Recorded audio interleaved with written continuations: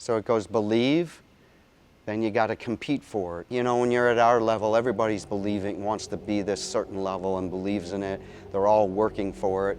So to separate, the separator are the people that do the one mores. We grow, we get better, we're challenging ourselves and each other to do something extra. And when you do the extra things, your mindset starts to believe in that I can achieve that belief. And I've competed for it, but doing those one mores, wow, now I'm doing it and I'm gonna, the extra things are adding up.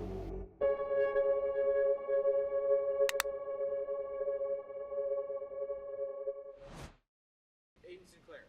You smile just Every time you say his name, you smile. Yeah. You're talking to the middle school chess champion of Edgerton, Wisconsin. What do you want to know about Aiden? I was second at bat, 5th grade. A lunatic. I would say another good word for him. What are they talking about? I played left field. I did play left field, and I missed a lot of pop flies because I just get distracted. I mean, he's been loud since the day he got here. Put that on big old tire. Off the mat, he just lives life. Man, there is no student athlete that lives life like Aiden Sinclair. I could take all 550 and they would probably all agree with me. Only experience I had had with wrestling was WWE. Tables, ladders, and chairs, ultimate matches on the TV when parents were getting groceries. I got to throw it on the large screen. I loved watching WWE. So I get in there, they bring me up to the room, first day, and I'm like, aye. So maybe they're gonna bring the tables later. So I'm just like kind of on edge a little bit, kind of like looking over my shoulder, right? A little bit of what's going on. And so they say, get in your stance. I'm like, stance? What are these guys doing? So I hit this, right? I stand there, I'm like this.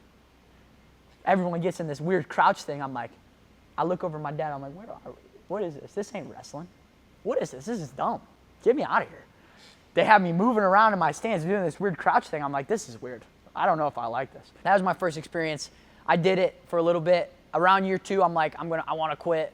My mom said, we paid for this. You got to stay through the end of summer. Because I said I was a chunkier guy. I was getting beat up by these older guys, right? And I finally started getting one. I would get maybe a takedown, or I wouldn't get pinned 10 times. I got pinned 9 times. I found that little bit, that thread to pull onto, started having success, never looked back. I loved it ever since. So I'm still waiting for Coach Smith to bring out the tables, ladders, and chairs. I don't know if I'm there yet, but I'm going to get my call, I think. So. In my family, it's me, my mom, my dad, and I have a younger sister. My younger sister, she's a sophomore right now, and she plays volleyball. My mom is a Spanish teacher and at a high school. And then my dad he was in the military for a little while, and then he did a bunch of charity events, running different marathons, Ironmans, all that sort of stuff. So he was in the Marine Corps. He was a staff sergeant. He did a couple tours to Iraq and Afghanistan. He received a couple medals, one being the Purple Heart. He got injured, I think when I was about 6 months old maybe. He actually took a grenade to the chest, and then he also received the Navy Cross as well, so the second highest award in the military. So he received that in, I think, maybe like January of 2016 or something like that. I remember going with him to Cherry Point to receive that, which is really cool. I remember he'd be gone for a little bit, and then when I was, I think, 6 years old, I was obviously super active kid, super hyper and stuff like that. So he was overseas, and he told my mom to put me in wrestling, so she did, and I hated it. And then he came back, and then when he brought me, I think he was like a year later, that's when I actually kind of fell in love with it. Besides, he likes to run marathons and ultra marathons and Ironmans and all these crazy things that I would never do. But I just think it's awesome that he has that. I just ran the Boston Marathon last April, and that was the first marathon that I ever did, which is really cool. My dad got me into it because he's ran it, I think, 8 or 9 times, and he was injured, so he couldn't run that, so he transferred the bib over to me, and then they let me run that, which was really cool. I was on the treadmill running my slower pace compared to Seth, and Seth called me on the phone at the ending of the Boston Marathon. Yeah, so right after I finished the marathon, I walked over to my parents, talking to them for maybe like 30 seconds, and then I called Maple and Smith and then was just talking to them about it. It was really cool because obviously they were super interested in it.